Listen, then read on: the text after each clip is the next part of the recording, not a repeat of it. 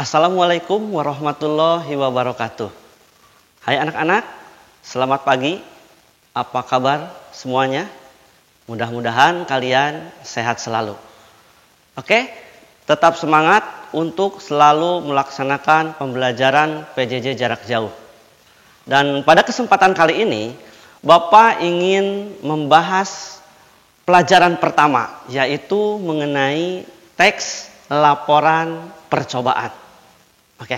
Nah, pada kesempatan kali ini, hal yang pertama harus kita ketahui adalah mengidentifikasi laporan percobaan. Nah, laporan percobaan itu sendiri merupakan teks yang menceritakan tentang hasil dari sebuah percobaan. Kata kuncinya ada dua. Satu, laporan. Yang kedua adalah percobaan. Oke. Lalu, di mana saja kita harus melakukan percobaan? Nah, apabila ada tugas, banyak sekali cara-cara supaya kita bisa melaksanakan percobaan. Salah satunya misalnya di pantai.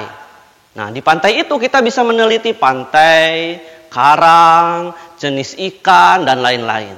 Juga kita bisa melakukan penelitian di gunung. Misalnya kalau di gunung apa saja? Misalnya meneliti tumbuhan, hewan, kondisi gunung itu sendiri, dan lain-lain.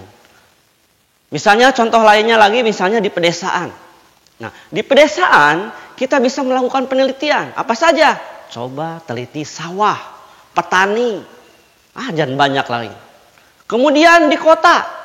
Kalau kita di kota, kita bisa meneliti mal, alun-alun, dan sebagainya.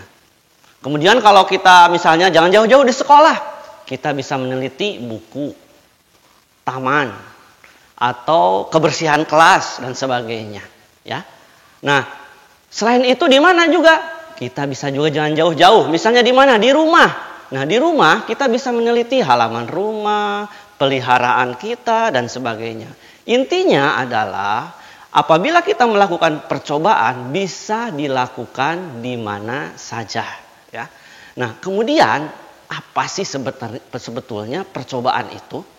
Kalau kita lihat di situ ada teks laporan percobaan, maka ada dua kata kunci. Satu laporan dan dua percobaan.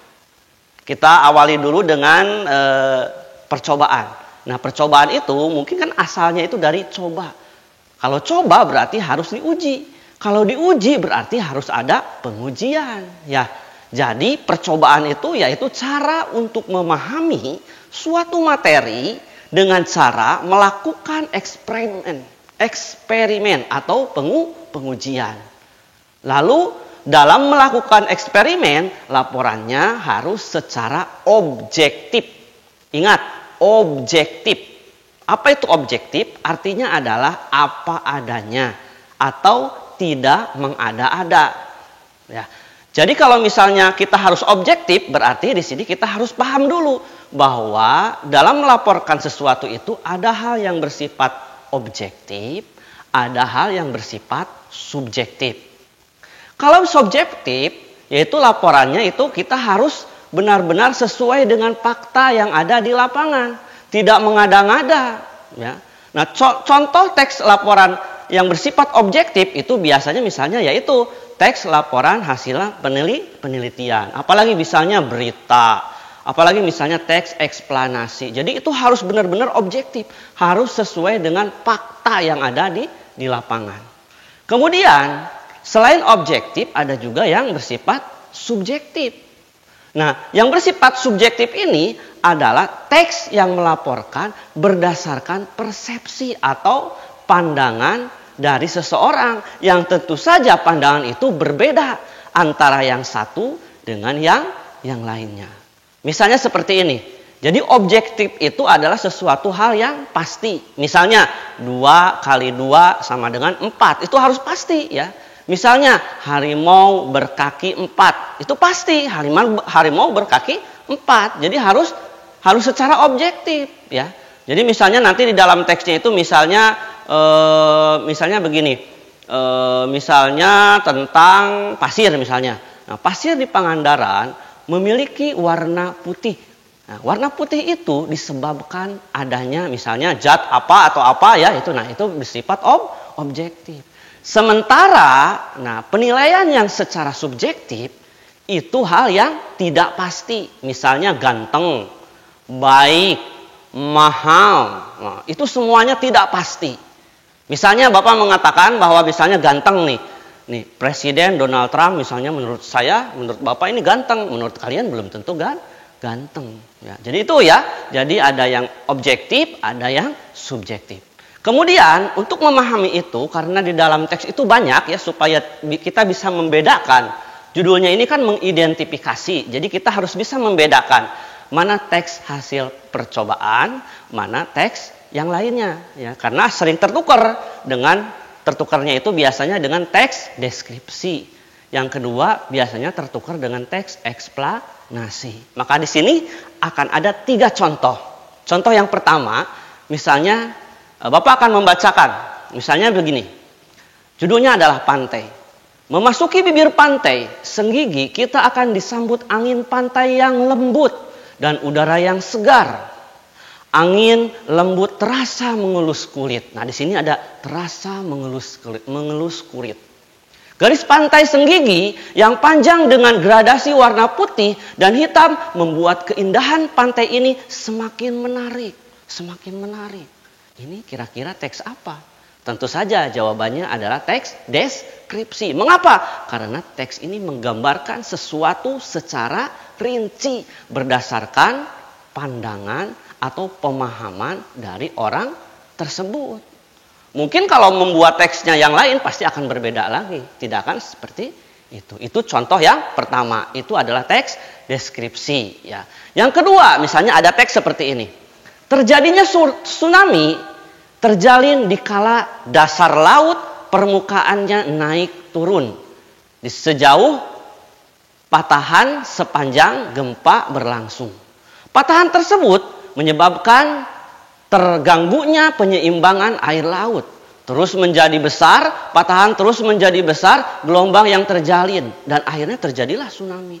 Maka itu secara langsung juga kita akan paham bahwa itu adalah teks eksplanasi. Ya. Karena apa? Karena menceritakan terjadinya sesuatu hal berdasarkan sebab akibat. Ini sudah kalian pelajari di kelas 8. Sementara teks deskripsi sudah kalian pelajari tentu saja pada saat awal masuk SMP. Awal masuk SMP yaitu bab pertama. Itu teks deskripsi. Oke, selanjutnya. Nah, yang ketiga ada teks ini. Contohnya misalnya tentang kelelawar. Misalnya begini. Kelelawar adalah salah satu binatang yang bisa terbang dan memiliki sejumlah organ. Di antaranya adalah kuku yang tajam dan gigi yang tajam. Maka sekilas kita pun bisa akan melihat bahwa itu adalah teks hasil percobaan. Karena mengapa? Karena tidak mungkin bisa menulis cerita itu kalau tanpa adanya percobaan. Kita harus tahu dulu gigi kelelawar apa benar ada giginya, kemudian apakah ada kukunya dan sebagainya. Itu merupakan hasil dari percobaan. Jadi tentu saja kita harus memahami dari 3 teks tersebut. Awas hati-hati, jangan sampai teks hasil percobaan kita tertipu dengan teks deskripsi atau ketukar dengan teks eksplanasi. Oke, nah setelah itu maka akan ada kesimpulan ya. Nah, di sini harus kita pahami bahwa teks laporan percobaan, yaitu kesimpulannya adalah teks laporan percobaan adalah teks yang memberikan tentang hasil dari sebuah percobaan. Hasil percobaan bersifat objektif. Ya. Sementara teks deskripsi adalah teks yang menggambarkan sesuatu secara rinci berdasarkan sudut pandang penulis. Sementara teks eksplanasi adalah teks yang menceritakan asal mula kejadian berdasarkan sebab akibat.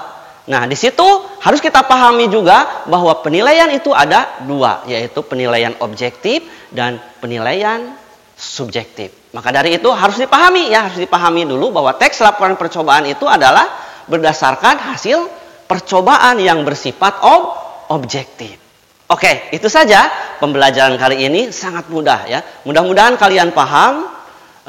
Sekian dahulu perjumpaan dengan Bapak. Oke, terima kasih. Wassalamualaikum warahmatullahi wabarakatuh.